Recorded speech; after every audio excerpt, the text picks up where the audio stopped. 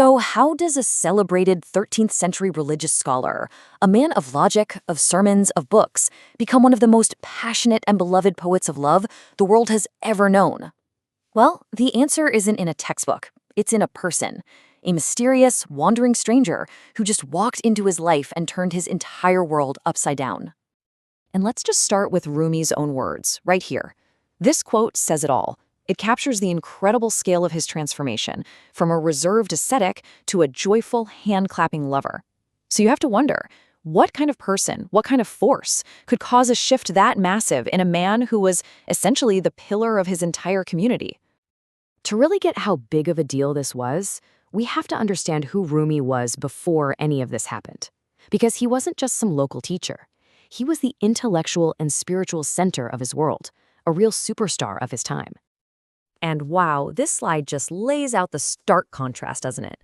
On one side, you've got Maulana Rumi in 13th century Konya. He's this revered scholar, living a life of structure and formal knowledge, with students hanging on his every word. And on the other side, you have Shams of Tabriz, a wandering mystic, a dervish they called the Flying One, who was just roaming from place to place, looking for a spiritual equal he was beginning to think he'd never find. I mean, two completely different universes on a collision course.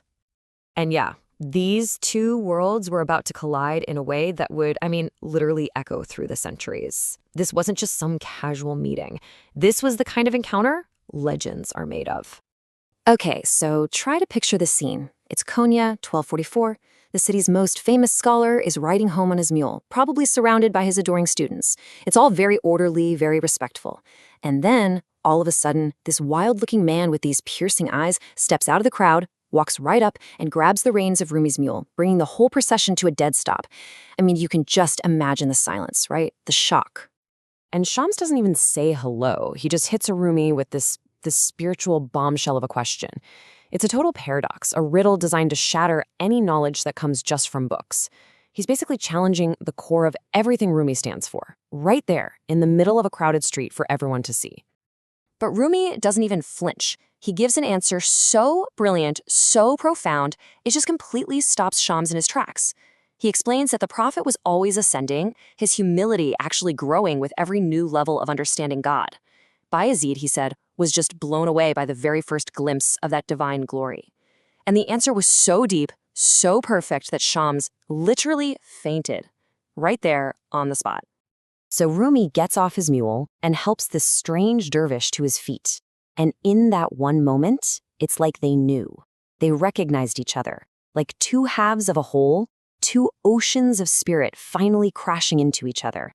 They just walked off together, went into seclusion for months, and shut the entire outside world out. And that seclusion, that was the crucible. That was where Shams began this intense process of, dismantling the scholar to reveal the lover inside. He was pulling Rumi away from the abstract world of words on a page and into the blazing fire of direct experience. And his method was, absolutely radical. The stories say Shams took Rumi's most precious things, his books, the very source of his identity and fame, and just tossed them into a fountain. The message was unmistakable. You can't read about this. You have to live it. From there, he guided Rumi toward expressing this newfound love through poetry, music, and the whirling dance of Sema. Now, Sema wasn't just some dance. For them, it was a powerful spiritual technology.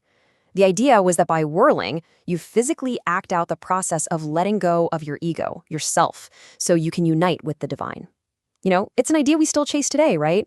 That feeling of getting into a flow state where the self just kind of disappears. This was their way of doing that. Just as Shams put it, Sema was a spiritual amplifier. It was a tool. It was the way you could turn an idea you understood in your head into a living, breathing reality that you felt in every fiber of your being. But, a connection this intense, this exclusive, it's bound to cause ripples. And in this case, it didn't just cause ripples. It caused a storm. As Rumi and Shams went deeper into their own world, the world they left behind started to get very, very angry. You have to see it from his students' perspective, right?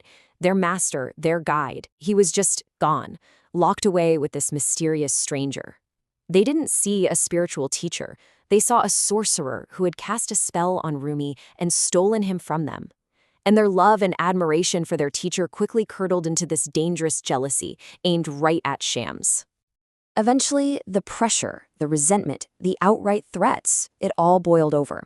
It became so hostile that one day in 1246, Shams just vanished. He left without a single word. And this plunged Rumi into a grief so profound. Well, it's a grief that would end up changing the world of poetry forever. And right here, in this moment of pure agony, that's when the Rumi we all know and love was truly born. His heart was shattered, and his bottomless longing for his lost friend became the ink for his poems.